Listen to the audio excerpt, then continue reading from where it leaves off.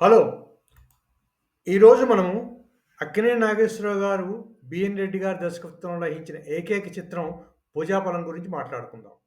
తెలుగు చలనచిత్ర పరిశ్రమ తొలినాటి దర్శకులు, కళాత్మక చిత్రాల దర్శకుడిగా పేరొందిన బిఎన్ రెడ్డి గారి దర్శకత్వంలో అక్కినేని నాగేశ్వరరావు గారు నటించిన ఏకైక చిత్రమే మన 'పూజాఫలం' చిత్రం అండి.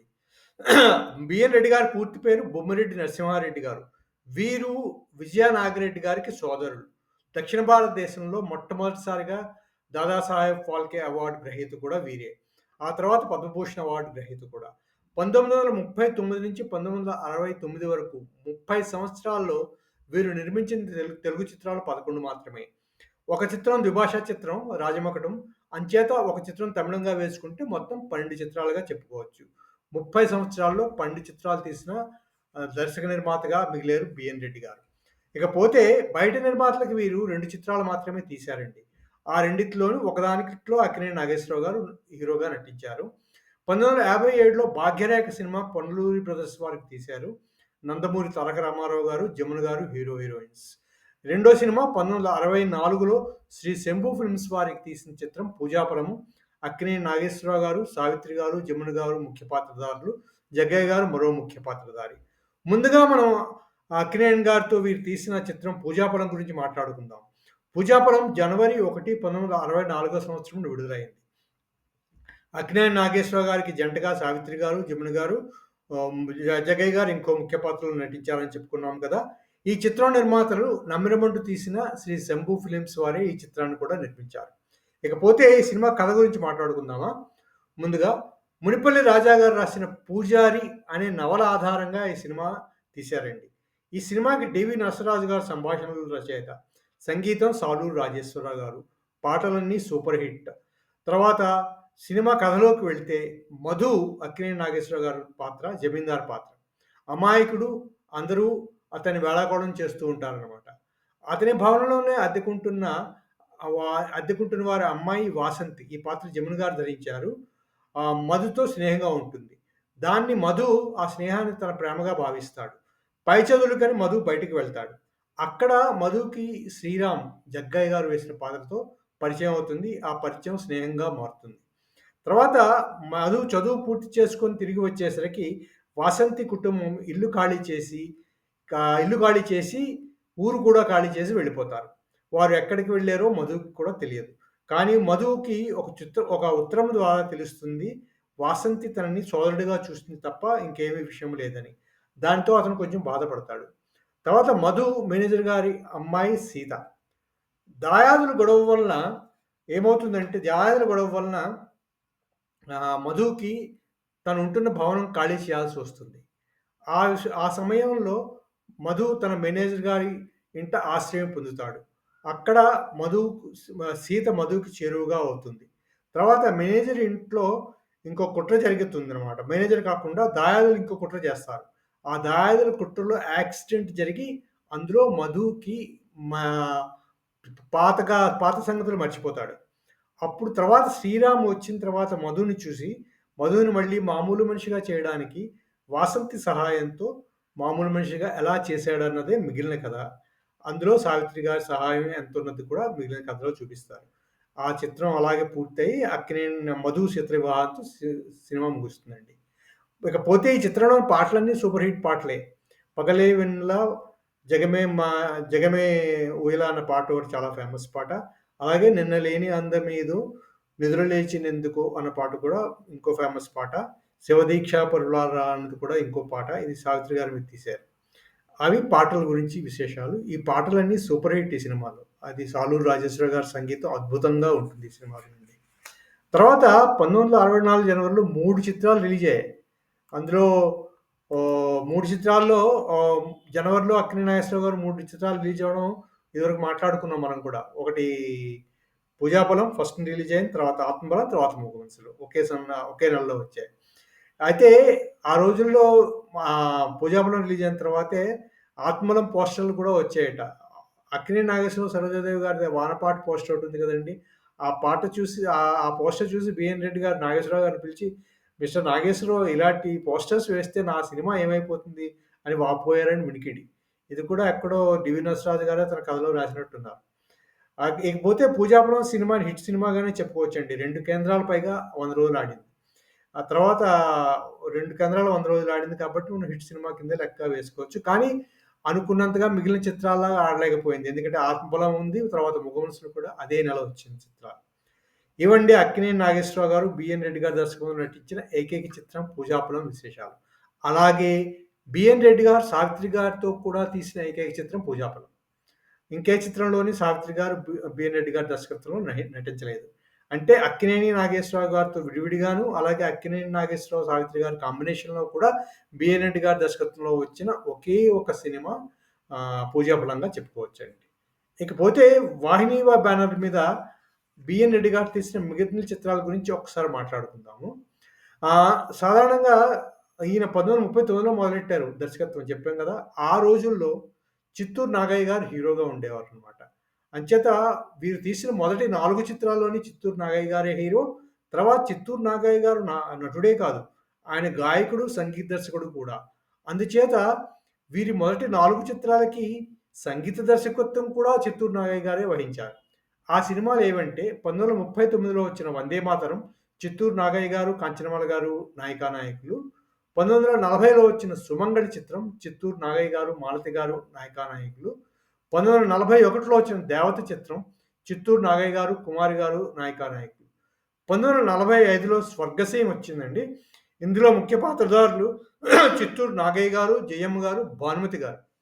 భానుమతి గారు ఇందులో కొంచెం నెగెటివ్ షేడ్స్ ఉన్న పాత్ర వేశారు. ఇందులో భానుమతి గారి పాట 'ఓహో పావురమా' అన్నది చాలా ఫేమస్ ఆ రోజుల్లో.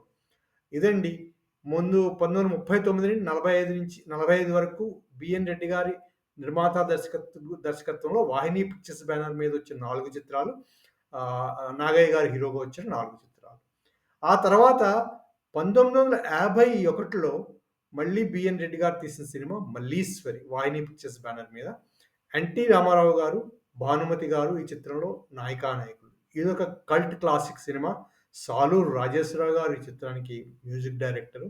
ఈ చిత్రంలోని పాటలన్నీ మరపురాని పాటలు, ఆణిముత్యాలు. అందుకే ఈ చిత్రం కల్ట్ క్లాసిక్‌గా నిలిచిపోయింది. ఈ సినిమా తర్వాత మరో 3 సంవత్సరాలకి 1954లో మళ్ళీ బిఎన్ రెడ్డి గారు వాహిని పిక్చర్స్ బ్యానర్ మీద తీసిన సినిమా 'బంగారు పాప'. ఈ సినిమాలో ముఖ్య పాత్రధారిగా చెప్పుకోవాల్సింది ఎస్వి రంగారావు గారండి. మిగిలిన పాత్రలను జమున, జగ్గయ్య, కృష్ణకుమార్ గారు ధరించారు. కానీ సినిమా అంతా ఎస్వి రంగారావు గారి పాత్ర చుట్టూనే తిరుగుతుంది. ఈ సినిమాకి అద్దేపల్లి రామారావు గారు సంగీత దర్శకులు. మళ్ళీ 5 ఏళ్ల పాటు ఇంకే సినిమా తీయలేదు బిఎన్ రెడ్డి గారు. 5 ఏళ్ల తర్వాత ఆయన రామారావు గారు, రాశిరోజన్ గారిని పెట్టి ఒక జానపద చిత్రం మొదలెట్టారు. అదే 'రాజమకుటం'. ఇది ద్విభాషా చిత్రంగా మొదలైంది. తమిళంలో కొన్ని పాత్రధారులు మారారు. ముఖ్య పాత్రధారులు తెలుగు, తమిళంలో ఒకళ్ళే. ఈ చిత్రం గురించి కూడా కొన్ని విశేషాలు చెప్పుకుంటూ ఉంటారు. ఆయన అంతవరకు బిఎన్ రెడ్డి గారు ఇలాంటి జానపద చిత్రం, కమర్షియల్ చిత్రం లాంటివి తీయలేదు. ఈ చిత్రం తీసిన తర్వాత తీస్తూ ఉంటేనే ఒక ఫైట్స్ తీస్తున్నప్పుడు అది కూడా ఈయన కొంచెం గాబరా పడేవారట. మిస్టర్ రామారావు, మీరు ఆ ఫైట్స్ అన్నీ చేయొద్దు, చాలా డేంజర్ అని చెప్తూ ఉండేవారట. రామారావు గారు మీరు బయట కూర్చోండి, మేము చూసుకుంటామని చెప్పి అవన్నీ తీశారని వినికిడి. అలాగే ఆయన సినిమా తీసిన తర్వాత ఎక్కడికో ఆ రోజుల్లో వీళ్ళు సినిమాలు విజయవాడ లాంటి ప్లేస్‌లకెళ్ళి సినిమా ఎలా ఉందో ప్రేక్షకులతో కలిసి చూసేవారు. చూసి విశేషాలు తెలుసుకునేవారు. ఆయన ఎక్కడో ఒక హాల్‌లో చూస్తూ ఉంటే ఇదేం సినిమారా బాబు అని, అందులో బిఎన్ రెడ్డి తీసిన సినిమా ఇలా ఉందా అని అన్నారని చెప్పేసి ఆయన చాలా వాపోయారని తర్వాత డివి నరసరాజు గారు తన ఆత్మకథలో కూడా రాశారు. అది కూడా ఎక్కడో విన్నట్టే వినికిడనమాట. అలా 'రాజమకుటం' సినిమా బిఎన్ రెడ్డి గారికి ఒక చేదు అనుభవం మిగిల్చిందండి. ఆ తర్వాత మనం మాట్లాడుకున్నాం 1964లో అక్కినేని నాగేశ్వరరావు గారితో శంభు ఫిల్మ్స్ వారికి తీసిన చిత్రం 'పూజాపురం.' ఆ తర్వాత మళ్ళీ వాహిని పిక్చర్స్ బ్యానర్ మీదే 1966లో 'రంగుల రాట్నం' సినిమా తీశారండి బిఎన్ రెడ్డి గారు. ఈ చిత్రంలో అంజలీదేవి గారు, చంద్రమోహన్ గారు, వాణిశ్రీ గారు, రామ్మోహన్, సుకన్య నటించారు. చంద్రమోహన్ గారిని హీరోగా పరిచయం చేసింది చిత్ర పరిశ్రమకి వాహిని పిక్చర్స్ ద్వారా బిఎన్ రెడ్డి గారే. ఇది చంద్రమోహన్ గారి మొట్టమొదటి సినిమా అండి. ఈ చిత్రానికి సాలూరు రాజేశ్వరరావు గారు సంగీత దర్శకుడు. ఈ సినిమా కూడా చాలా బాగుంటుంది. అంత ఎమోషనల్ డ్రామా ఈ సినిమా. ఈ సినిమాతోనే అంజలీదేవి గారు కూడా క్యారెక్టర్ రోల్స్‌కి షిఫ్ట్ అయినట్టుగా మనం చెప్పుకోవచ్చండి. ఈ సినిమా అయిపోయిన తర్వాత మళ్ళీ 3 ఏళ్లకి 1969లో శోభన్ బాబు గారు, వాణిశ్రీ జంటగా వాహిని పిక్చర్స్ బ్యానర్ మీదే తీశారు సినిమా 'బంగారు పంజరం' అనే సినిమా తీశారు. ఈ సినిమా కూడా పెద్దగా ఆడలేదు. 'సాలూరు రాజేశ్వరి' గారి సంగీతం. ఈ సినిమా తర్వాత అప్పటికే తెలుగు చలనచిత్ర పరిశ్రమలో ధోరణులు మారుతూ ఉండడంతో 'బిఎన్ రెడ్డి' గారు ఇక నా వల్ల కాదు సినిమాలు తీయడం అనేసి సినిమాలు తీయడం విరమించుకున్నారు. అదే అండి 'బిఎన్ రెడ్డి' గారి సినిమాల కథ 1939 నుంచి 1969 వరకు.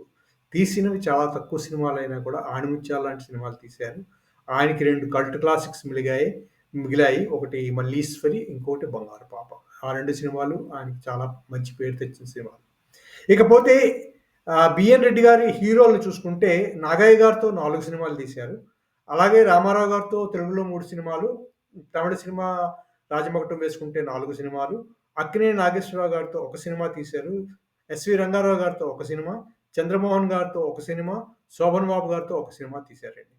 ఇకపోతే హీరోయిన్స్ విషయంలో చూసుకుంటే ఆయన అలనాటి హీరోయిన్స్ కాంచనమాల, మాలతి కుమారులు గారితో ఒక్కొక్క సినిమా తీశారు. భానుమతి గారితో 2 సినిమాలు తీశారు. జమున గారితో 2 సినిమాలు తీశారు. వాణిశ్రీ గారితో 2 సినిమాలు తీశారు.